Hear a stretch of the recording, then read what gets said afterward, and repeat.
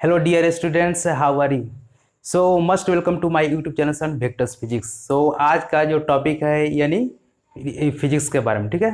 तो आज का जो लेक्चर जो है यानी बहुत इनोवेटिव होने वाला है। So please don't miss to my topic and channels. So चलिए आज का हम यानी अपना टॉपिक स्टार्ट करते हैं यानी फिजिक्स, ठीक है।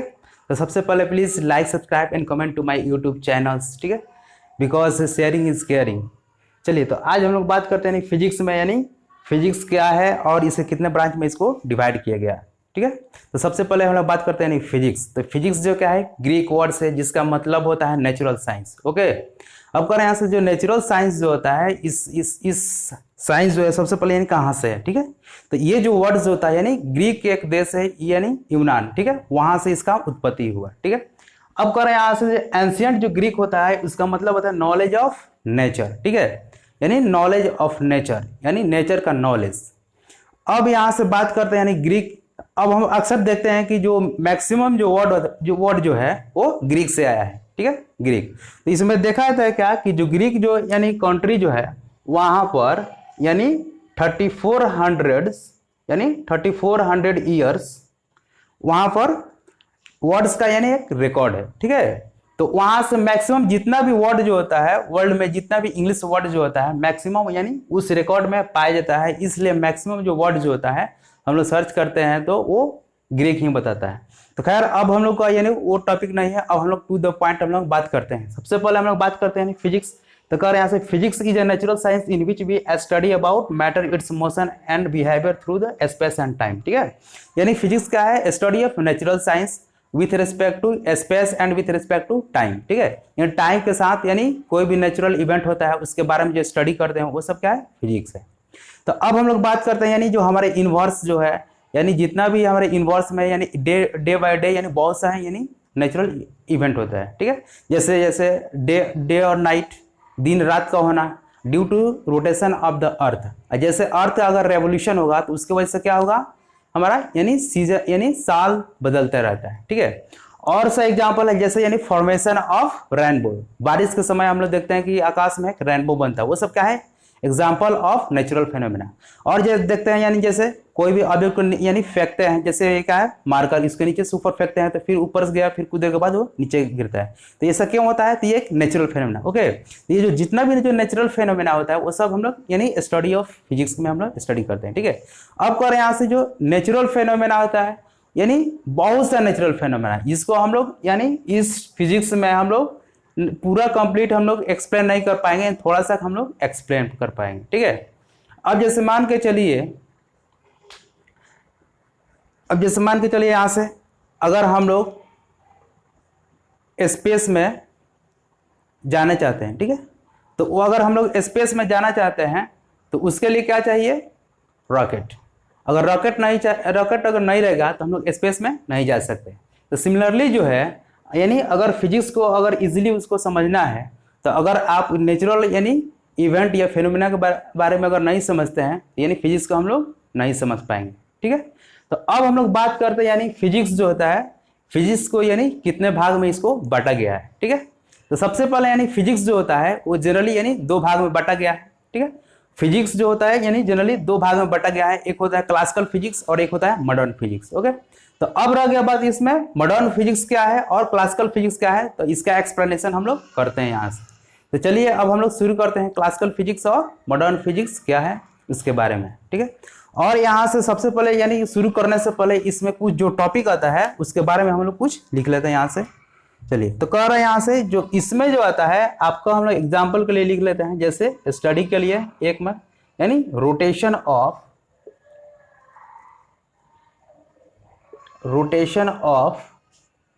अर्थ, ठीक है। अब कर रहे हैं यहां से रोटेशन ऑफ अर्थ, उसके बाद करते हैं फॉर्मेशन ऑफ रेनबो, ठीक है। अब कर रहे हैं यहां से और भी आ जाएगा चीज, जैसे मान के चलिए falling of object on earth. अब करें यहाँ से falling of object on earth, ये क्यों होता है? तो ड्यू टू दी ग्रेविटेशन यानी force of gravity of earth, earth की ग्रेविटी की वजह से।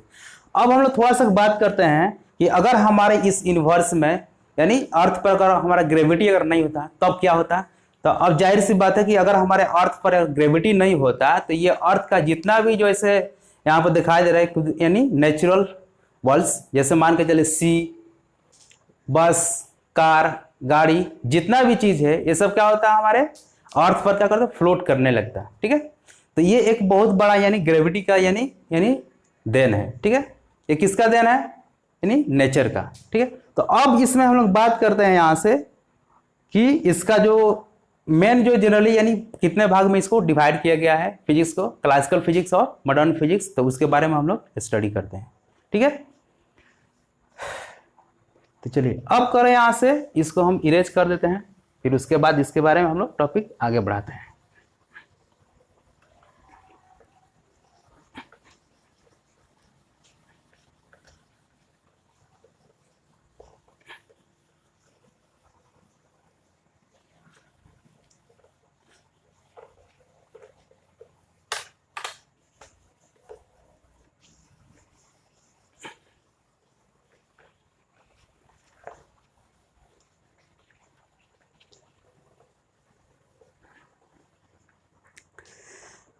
हाँ, तो अब हम लोग कहाँ थे?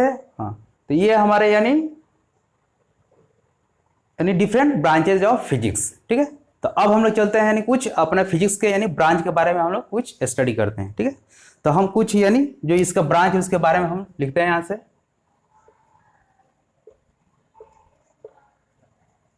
ठीक है, फिजिक्स हो गया। अब इसके कितने भाग में बांटा गया? यहाँ से जनरली इसको दो भाग में बांटा गया। ठीक है,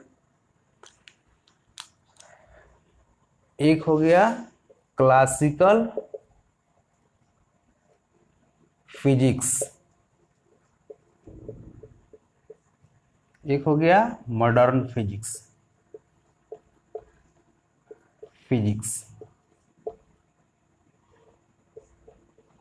ठीक है,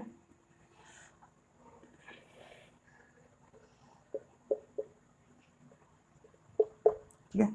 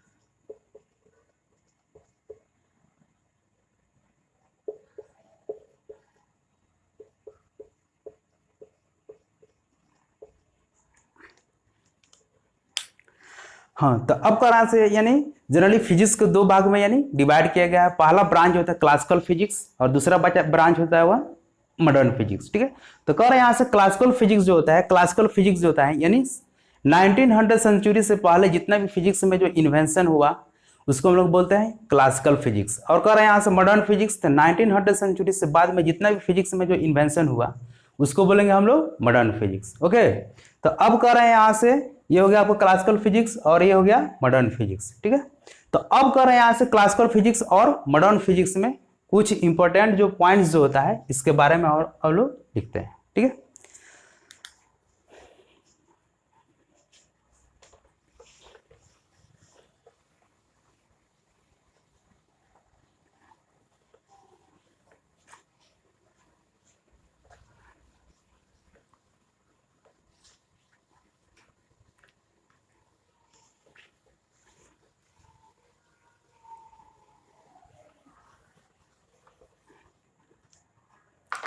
चलिए तो अब करें यहाँ से थोड़ा, अब हम लोग क्लासिकल फिजिक्स और मॉडर्न फिजिक्स में थोड़ा कंपेयर करते हैं कि दोनों में आखिर क्या डिफरेंस है। ठीक है, तो अब यहां से हम लोग बात करते हैं क्लासिकल फिजिक्स।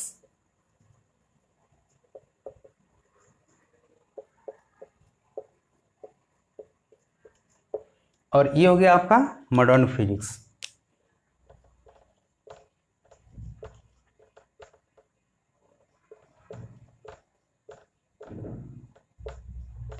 ठीक है, तो अब रह गया बात क्लासिकल फिजिक्स जो होता है, इसमें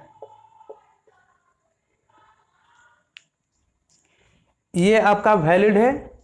इसका जो स्कोप होता है, इसका जो स्कोप जो होता है माक्रोस्कोपिक, और इसका जो स्कोप जो होता है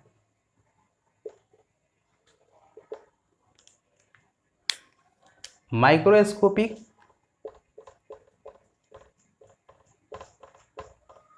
ठीक है, अब उसके बाद कह रहे हैं यहां से, इसमें जो होता है मैटर,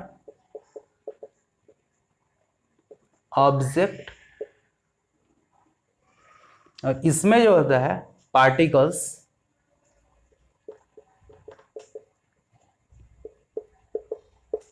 टाइनी पार्टिकल्स, जैसे इलेक्ट्रॉन, प्रोटॉन। ठीक है, अब कर रहे हैं यहां से, जो क्लासिकल फिजिक्स जो होता है उसका स्कोप कहता है माक्रोस्कोपिक, और जो मॉडर्न फिजिक्स जो होता है उसका स्कोप जो होता है माइक्रोस्कोपिक। तो दोनों में मेजर डिफरेंस क्या है, माक्रोस्कोपिक और माइक्रोस्कोपिक।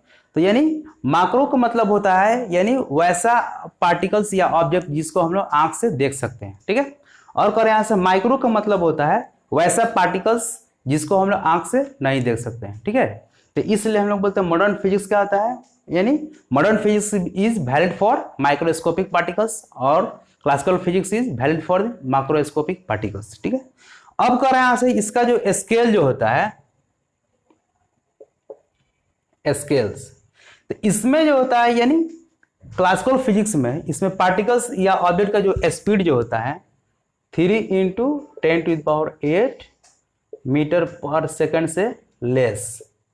ठीक है, मतलब इसमें जो स्पीड जो होता है क्या चीज का, पार्टिकल्स या ऑब्जेक्ट का, वो कितना होता है 3 × 10⁸ मीटर से कम होता है। अब कह रहे हैं यहां से, इसमें जो होता है इसका जो स्केल होता है इसमें 3 × 10⁸ मीटर पर सेकंड से मोर होता है। ठीक है, मतलब इसमें जो स्पीड ऑफ क्या चीज, इसमें पार्टिकल का जो स्पीड जो होता है यानी लाइट के स्पीड से थोड़ा ज्यादा होता है। ठीक है, अब उसके बाद यहां से बात हो रहा है क्या चीज का, ये तो हो गया आपका स्पीड, यानी क्लासिकल फिजिक्स में जो पार्टिकल्स का जो स्पीड होता है यानी 3 × 10⁸ मीटर पर सेकंड से कम होता है, और मॉडर्न फिजिक्स में 3 × 10⁸ मीटर पर सेकंड से ज्यादा होता है। ठीक है, अब इसमें जो मेजर डिफरेंस जो होता है यानी क्लासिकल फिजिक्स में, यानी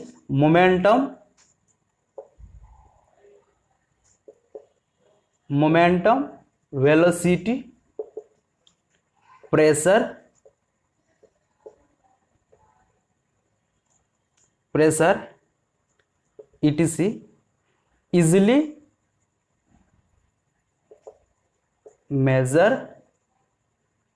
easily can be measured।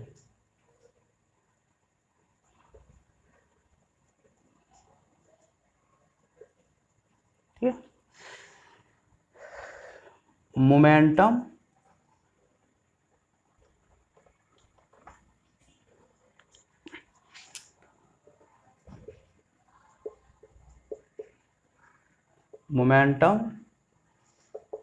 Velocity, pressure etcetera can not be measure easily.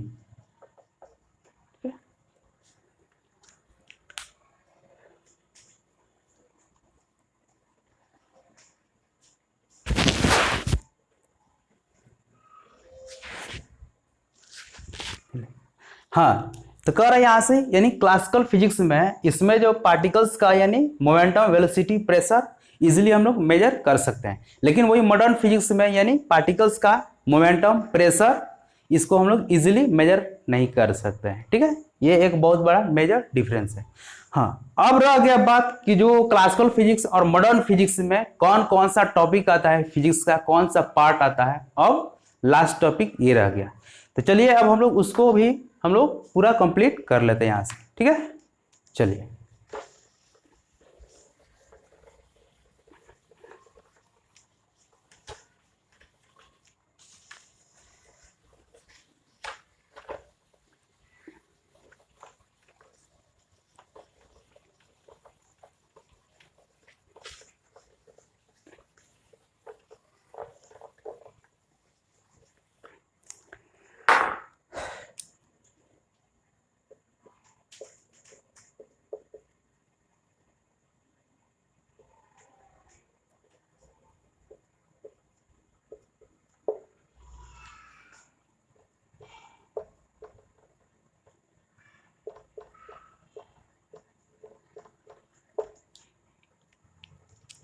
तो क्लासिकल फिजिक्स में जो टॉपिक आता है पहला नंबर जनरल फिजिक्स।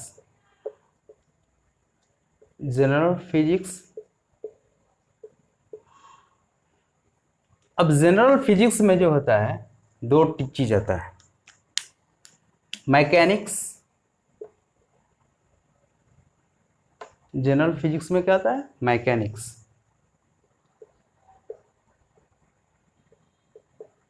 ठीक है, और इसमें आता है प्रॉपर्टीज ऑफ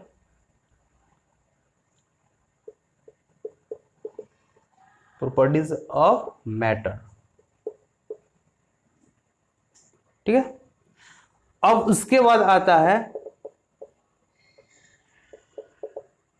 हीट,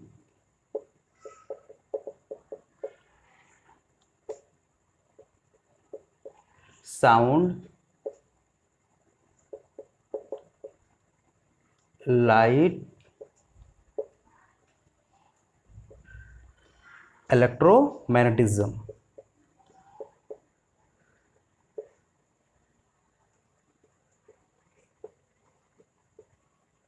ठीक है, अब हम लोग बात करते हैं यानी मॉडर्न फिजिक्स। ठीक है, तो मॉडर्न फिजिक्स में कौन सा टॉपिक आता है उसको हम लोग लिखते हैं। तो इसमें आ जाएगा पहले इलेक्ट्रॉनिक्स,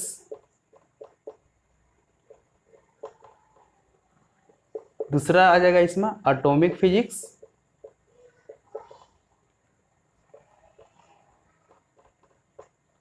उसके बाद क्या आ जाएगा इसमें न्यूक्लियर फिजिक्स,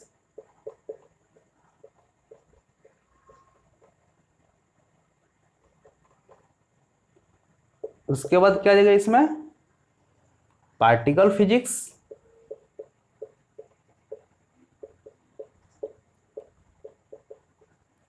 उसके बाद इसमें क्या आ जाएगा पार्टिकल फिजिक्स आएगा, उसके बाद क्या आ जाएगा इसमें क्वांटम फिजिक्स,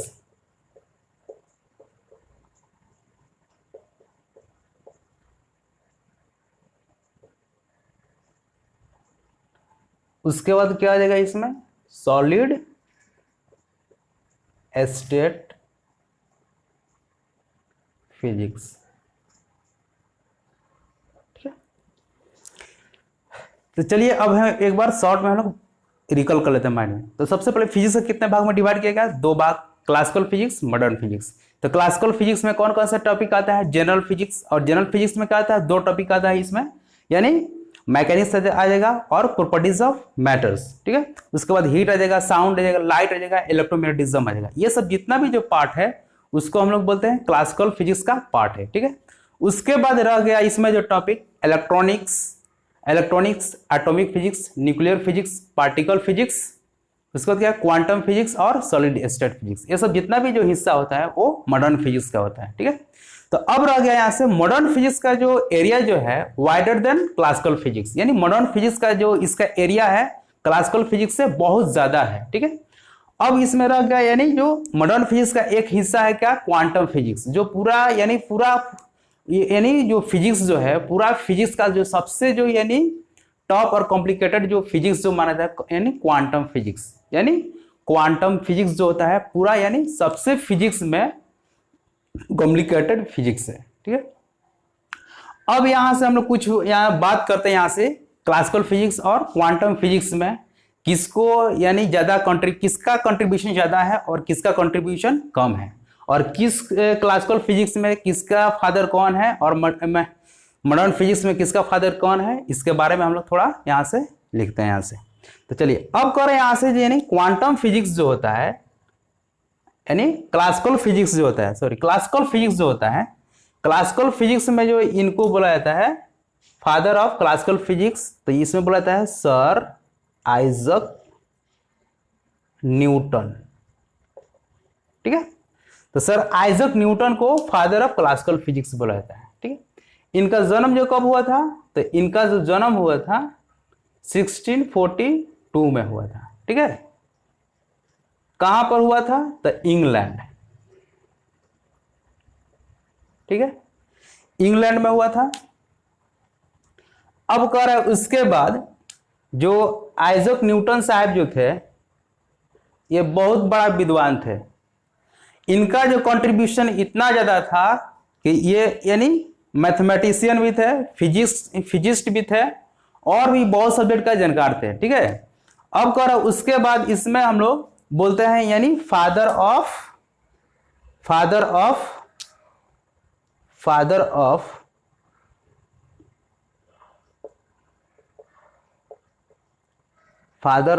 क्लासिकल फिजिक्स, कौन, न्यूटन, ठीक है।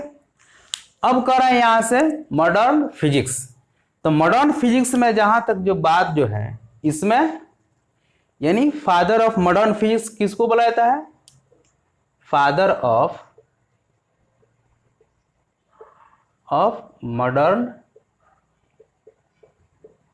फिजिक्स यानी एल्बर्ट आइंस्टाइन, ठीक है। अब कह रहे हैं यहां से एल्बर्ट आइंस्टाइन को फादर ऑफ मॉडर्न फिजिक्स को कहा जाता है, ठीक है। अब इनका एल्बर्ट आइंस्टाइन का जन्म कहां हुआ था, तो यानी 1879 जर्मनी में हुआ था, जर्मनी, ठीक है। कहां पर हुआ था, यहां पर लिखते हैं Germany.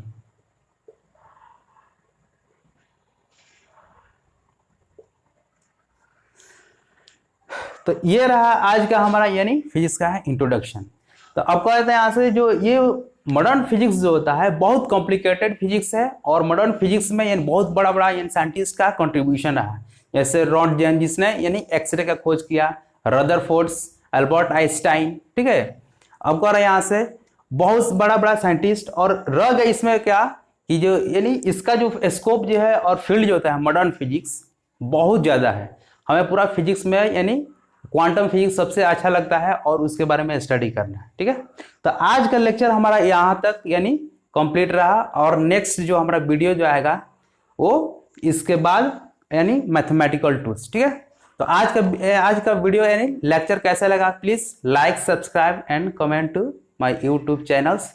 So thanks for watching to my YouTube channels, thanks.